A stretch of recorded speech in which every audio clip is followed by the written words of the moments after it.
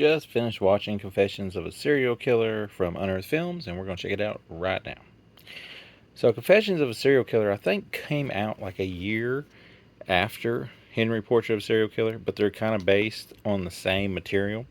And make about a year before. I don't know. Either way, it's based on the same material. The cover here, unless I'm missing something, it's kind of a weird cover because this thing does not appear in the movies, this particular thing, but the movie follows this feller right here, and we see one of his killings when the movie starts, but then we see him in a police station being interrogated, and as they are kind of milking him a little bit to get him to say something, he ends up telling them about these like 200 women that he killed, which, I mean, we obviously don't see 200 kills, but we see, well, 200 murders in general, but we see some of them, and some, better than others, some not so much. It's a pretty shocking movie to probably the average person who hasn't seen a bunch of shocking stuff, but since I've seen a bunch of shocking stuff, I didn't find it that disturbing. But there is some disturbing scenes, like particularly where rape's involved. Uh, you know, him and the guy that helps him do some stuff, and they kill a girl while they're doing it, so that's kind of rough. There's some other things. There's no real characters to feel sorry for or latch on to because nobody really hangs around that long when he's telling about it.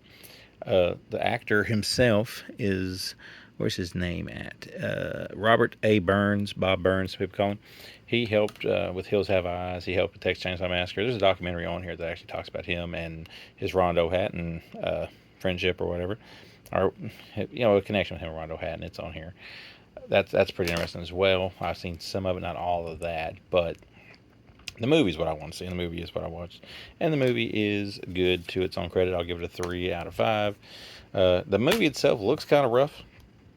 There's the disc here. Like, it looks, I mean, this is a very low budget movie, but if you take a look at what Unearthed Films puts, well, it ain't like I don't really want to say it's a low budget movie. It's definitely not a corporate type movie, but there's some money involved in it. But it looks kind of rough, so it kind of looks kind of like Henry Portrait Serial Killer looked, actually. So, but it fits in well with the Unearthed stuff.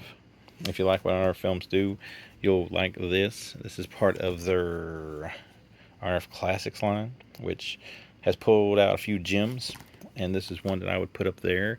It's, like I said, it's solid. Is it going to be worth a second watch? I don't know. Not no time soon, but it would make a great double feature with Henry Portrait of Serial Killer. So the director does a commentary that is on here. You get the Henry Lee Lucas story by the author and TV news correspondent. That's what this and Henry Portrait of Serial Killer is based off of. Rondo and Bob, the Fully documentary. Gallery, Promotional Gallery trailer. Nice little slipcase if you get what I assume the original pressing of it. Good acting here by the lead actor.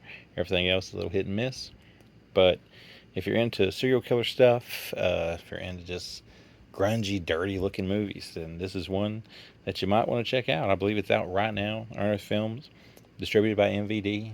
Check out both of them. MVD recently had a sale that's pretty cool. So yeah, if you like serial killer stuff, here you go.